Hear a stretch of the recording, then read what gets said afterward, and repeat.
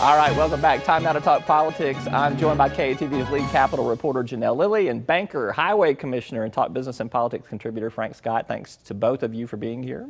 Our pleasure. Excited to be here. Happy Easter to you as well. Thank you. Thank you. All right, this legislative session mercifully comes to an end. Only 81 days, a little below the 85-day threshold. Yeah. What will this session be known for? Will it be the religious freedom session? Will it be the Justin Harris session? Tax cuts, private option, prisons? Janelle? You know, honestly, private option quietly taken care of right off the top. They're, trucking along with those task force meetings at this point. So not that. Prisons and tax cuts also kind of addressed, well, at least tax cuts addressed early on. Prisons addressed without much drama to it. So I'm going to have to say RFRA is the winner of this session. There's really no other way. That's the thing that brought that many people out to the Capitol. It's the thing that caught national coverage. I mean, that's really what the session is going to be remembered as.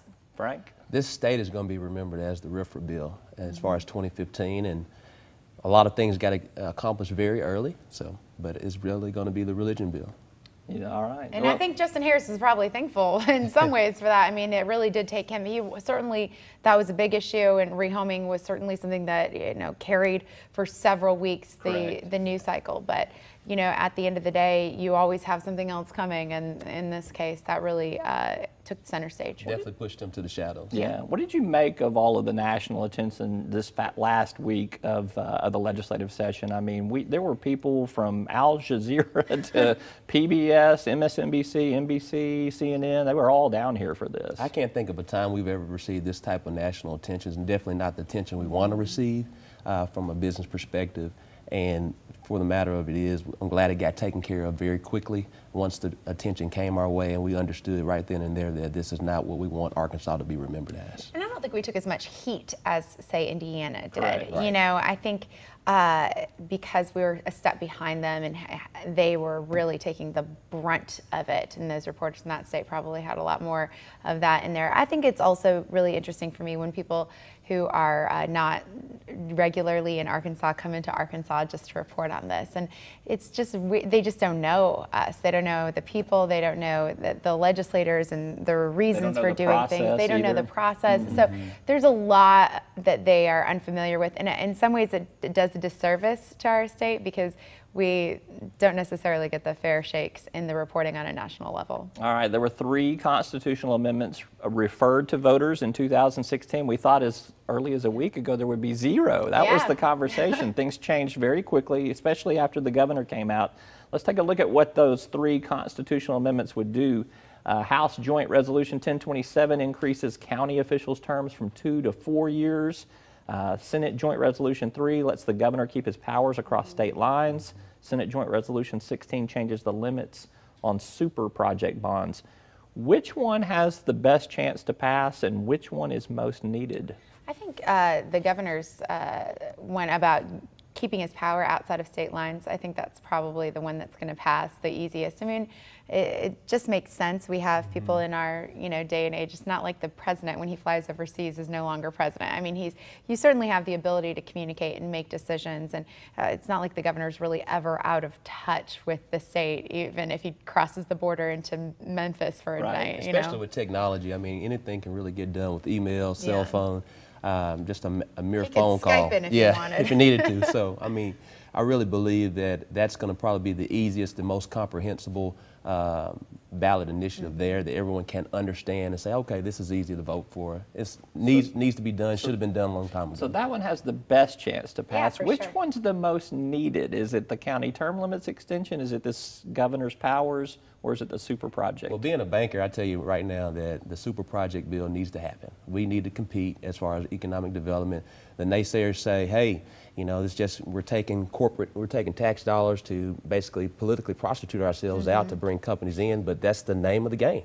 I mean, we got to play in it if we want to be a part of it. Prostitution's the name of the game, Frank. Well, I mean, that was what the objections on the House floor were this past week. I mean, folks going up there and testifying and saying, why are we taking taxpayer money from our, the pockets of our people and, you know, giving it to some corporation who may or may not have an ROI. I mean, we might not see a dime of this back as far as that. And they kept bringing up the movie setter, the Hollywood thing that happened in Louisiana, and how a 4-to-1, and, you know, $4 of taxpayers for $1 of actual return on investment. And so it's certainly a debate that they're having internally. Whether or not that filters through to the public and we have that debate on a public level, I'm not sure yet, but it is certainly something that there's some pushback for. Well, I think the main thing is you got to have trust in your leadership.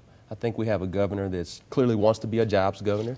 You got to have a Arkansas Economic Development Commission that's going to make sure you have all this due diligence to make sure there is a ROI when you're actually going to take this investment. And the way I look at it is this super project money, it's an investment. We're taking our tax dollars and we're investing in our future by bringing companies who are going to employ them.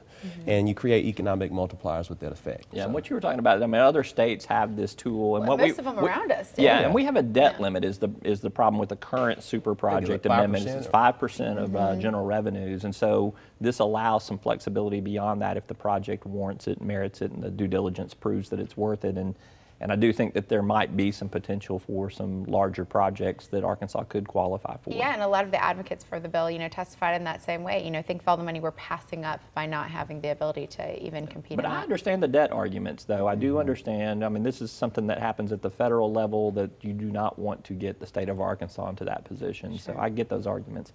All right. Speaking of money in that respect, there was fight over general improvement funds, GIF as it is referred to often. Asa Hutchinson says in the beginning of the session, I don't want any GIF money. At the end of the session, he winds up doing about $20 million in GIF. I mean, Why? $20 million for him, $10 million for each of the things, so $40 million really. Yeah. You know, I think it was not a surprise. I think about midway through we knew that there was actually going to be some, but nobody wanted to actually admit it until they, you know, kind of pushed it forward. I think in some ways it's become a little bit controversial because there were so many things in the session that, oh, we don't have money for, we can't, you know, do the veterans tax cut, you know, capital gains was a huge fight. We don't have money for it, we have to adjust the budget and find it elsewhere.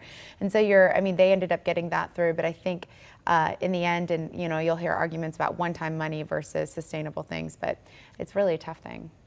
It's a tough thing, but at the end of the day, I think the legislative leaders thought it was a good idea for the legislators to take this money back home. And I think what we're going to see is this $20 million go towards things that they can take back to their constituency. And at the end of the day, it's always good to take some good old bacon home. Yeah, but I'm with you though.